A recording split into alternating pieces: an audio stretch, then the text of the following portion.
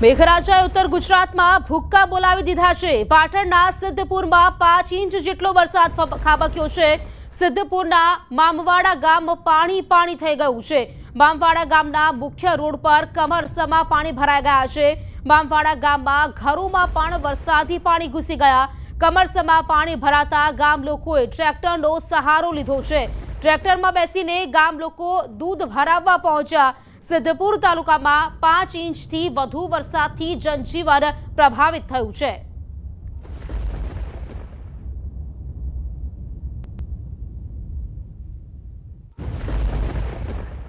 વાત કરીએ પાટણની। પાટણ જિલ્લામાં મોડી રાતથી મેઘરાજા તોફાની બેટિંગ કરી રહ્યા છે। રાત્રિના 2 વાગ્યાથી સવારના 8 વાગ્યા સુધી જિલ્લામાં સાર્વત્રિક વરસાદ થઈ રહ્યો છે। સૌથી વધુ સિદ્ધપુર તાલુકામાં 5 ઇંચ જેટલો વરસાદ ખાબક્યો। સિદ્ધપુરમાં મેઘરાજાની તોફાની બેટિંગથી નીચાણવાળા વિસ્તારોમાં પાણી ભરાયા।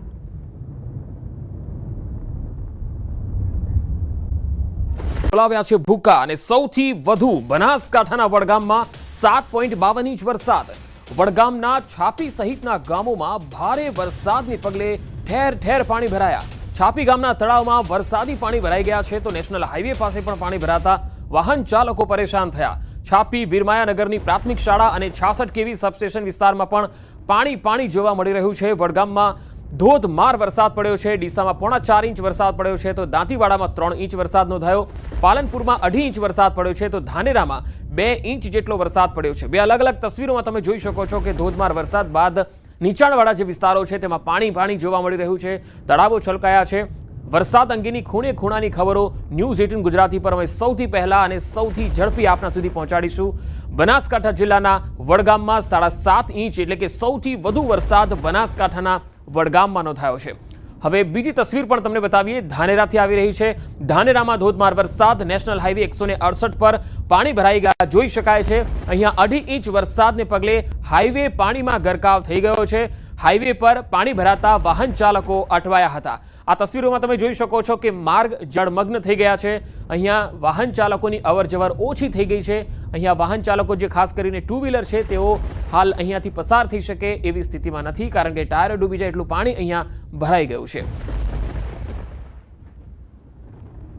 બનાસકાંઠા જિલ્લામાં જે વરસાદ વરસી રહ્યો છે તેને લીધે પાણી ભરાવાના પણ શરૂ થઈ ગયા છે। અત્યારે અમે છીએ નેશનલ હાઈવે નંબર 168 એ પર કે જ્યાં પાણી ભરાવાની શરૂઆત થઈ છે અને પાણી ભરાવાના લીધે જે વાહન ચાલકો છે તે અત્યારે મુશ્કેલીમાં મુકાઈ રહ્યા છે। આ નેશનલ હાઈવે એ ગુજરાતથી રાજસ્થાનને જોડતો નેશનલ હાઈવે છે જે ધાનેરાથી સાચોર અને જાલોર જિલ્લાને જે જોડે છે અને તેના પર જ અત્યારે પાણી ભરાઈ જવાના લીધે એક તરફનો રસ્તો જે છે તે અત્યારે બંધ જોવા મળી રહ્યો છે ત્યારે બીજા તરફના રસ્તાઓ પરથી વાહનો પસાર થઈ રહ્યા છે। દર વખતે આ નેશનલ હાઈવે પર પાણી ભરાઈ જવાના લીધે વાહન ચાલકો તેમજ આજુબાજુના જે લોકો છે તેમને મુશ્કેલીનો સામનો કરવો પડતો હોય છે।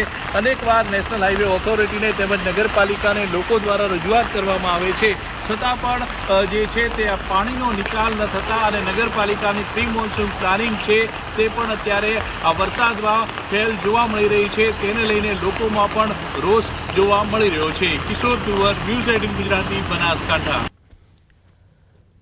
તો બનાસકાંઠાના પાલનપુરના કાણોદર નજીક હાઈવે ઉપર પાણી ભરાઈ ગયા। પાલનપુર અમદાવાદ હાઈવે ઉપર ઘૂંટણસમાં પાણી ભરાયા। હાઈવેની બંને તરફ ઘૂંટણસમાં પાણી, વાહન ચાલકો અટવાયા। નાના વાહનના પૈડા જે છે એ થંભી ગયા છે કારણ કે આ વાહન ચાલકો પાણીમાંથી પસાર થવાનું ટાળી રહ્યા છે। ધોધમાર વરસાદને પગલે પાલનપુર અમદાવાદ હાઈવે ઉપર અનેક જગ્યાએ પાણી ભરાયા। હાઈવે ઉપર પાણી ભરાતા અનેક વાહનો પણ બંધ પડી ગયા। વાહન ચાલકોમાં રોષની લાગણી પણ છે કારણ કે આ લગાતાર ચોમાસુ સિઝનમાં આ 3જી 4થી વાર એવું બન્યું છે કે અહીંયા રોડ જે છે એ જળમગ્ન થઈ જાય છે। હવે આ તસવીર જુઓ। બનાસકાંઠામાં મેઘરાજાએ જે ભૂક્કા બોલાવ્યા છે એની આ તસવીર। ધાનેરાની રેલ નદીમાં ફરીથી નવા નીર આવ્યા। ચાલુ વર્ષે 6ઠ્ઠી વખત સૂકી ભટ્ટ રેલ નદીમાં રૂણી ગામ પાસે નવા નીર આવ્યા। ઉપરવાસમાં વરસાદને પગલે રેલ નદી જીવંત બની ગઈ છે। રેલ નદીમાં વારંવાર પાણી આવવાથી જગતનો તાત ખુશ થયો છે। નદીના નીરથી પાણીના તળ ઉપર આવવાની આશા બંધાઈ છે।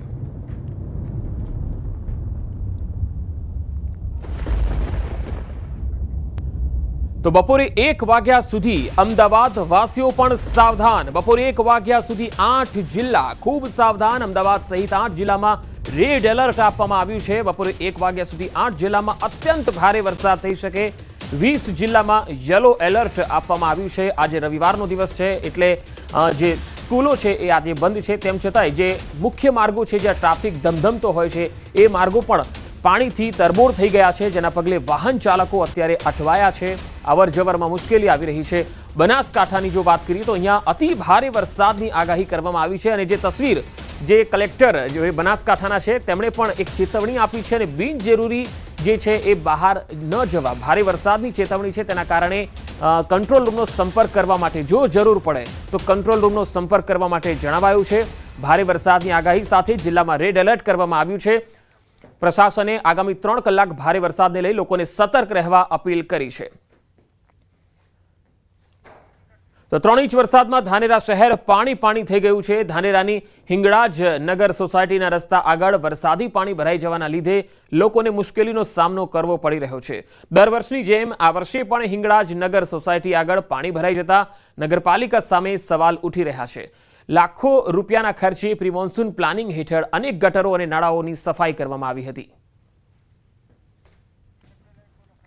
પરંતુ આ સફાઈ પછી પણ તમે જોઈ શકો છો કે તમામ પ્લાનિંગ પાણીમાં ગરકાવ થઈ ગયું।